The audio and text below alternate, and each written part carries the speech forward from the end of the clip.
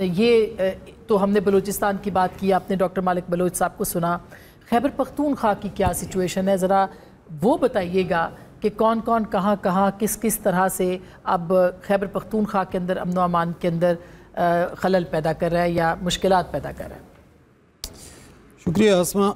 دیکھیں، خیبر پختونخوا کی جو روایتی سیاسی جماعتیں ہیں نا، وہ اس چیز سے بہت فیملیئر ہیں، اس چیز کو بہت قریب سے جانتے بھی ہیں، کیونکہ افغانستان میں 40 سال تک لڑائی ہوئی، اس سے پہلے بھی بغاوتیں اس خطے میں ہوتی رہی، اینٹی اسٹیبلشمنٹ تحریکیں بھی چلتی رہیں.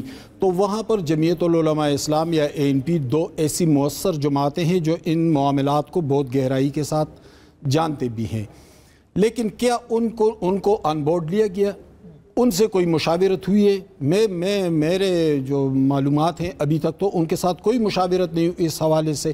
حالانکہ جہاں پر دہشت گردی ہے وہ اسی بارڈر کے ساتھ ساتھ ہے جو 2600 کلومیٹر بارڈر ہے جو چترال سے شروع ہو کر تفتان تک جاتا ہے، اور اسی بارڈر کے ساتھ ساتھ علاقوں میں دہشت گردی ہو رہی ہے. یہاں پر اثر و رسوخ کن سیاسی جماعتوں کے ہیں؟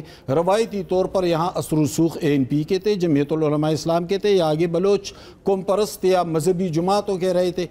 کسی کے ساتھ مشاورت نہیں ہوئی ہے ابھی تک. تو جب مشاورت نہیں ہوئی ہے، پھر PTI ان کے رویے میں اتنی پختگی ہے نہیں، ان کا اتنا تجربہ بھی نہیں ہے کہ وہ ان معاملات کو گہرائی کے ساتھ سمجھ. اب یہ معاملات صرف دہشت گردی کے تو نہیں ہے نا، اس کو تاریخی تناظر میں دیکھنا ہوگا، نفسیاتی تناظر میں دیکھنا ہوگا، اور جو ڈائنامکس ہیں، جو پولیٹیکل. ابھی جو اکوڑا خٹک کے اوپر اٹیک ہوا، جو مذہبی لیڈرشپ کو، جمعیت علماء اسلام کے رہنماؤں کو، خود مولانا کو جو تھریٹ ہے، یہ کس طرح کا بڑا چیلنج ہے؟ اس طرح پالیٹکس کیسے ہو سکے؟ دیکھیں، اب دہشت گردوں نے ایک اور طریقہ اپنا لیا ہے.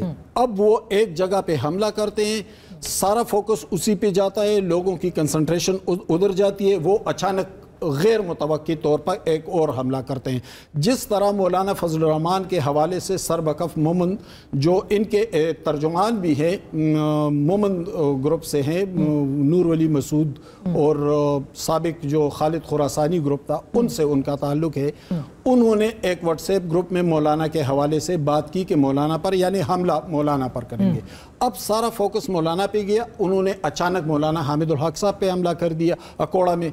اس سے ایک اور انڈیکیشن ہمیں مل رہا ہے کہ جو مذہبی جماعتیں ہیں، جن کے بڑے طاقتور روٹس ہیں، ان کو ٹارگٹ کر رہے ہیں. اگر ان کو خدا نخواستہ اسی طرح تسلسل کے ساتھ ٹارگٹ کیا گیا تو پھر تو جو سوسائٹی ہے وہ تو بکھر جائے گی، کیونکہ سوسائٹی کو بنیادی طور پر مذہبی اور روایتی جو قدامت پسند جماعتیں ہیں یا جو لبرل جماعتیں، انہی نے اکٹھا کیا تھا.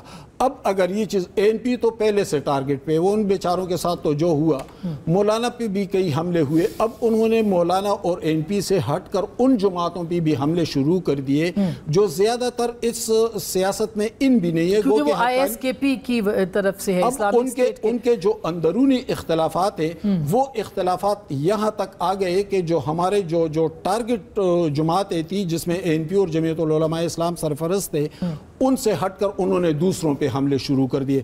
لیکن حیرت انگیز طور پر، میں تو صحافی ہوں، میں تو سوال پوچھوں گا. دیکھیں، PTI پر خدا نخواستہ کہ ان پہ کوئی حملہ ہو، وہ بھی ہمارے لوگ ہیں، لیکن ان کے حوالے سے رویہ مختلف ہے. مجھے اس کی سمجھ نہیں آ رہی ہے. میں صحافی دوستوں سے، آپ سے بھی پوچھوں گا، سعد صاحب سے بھی، مظہر صاحب سے بھی، کہ ان کے حوالے سے ان کا رویہ کیوں مختلف ہے.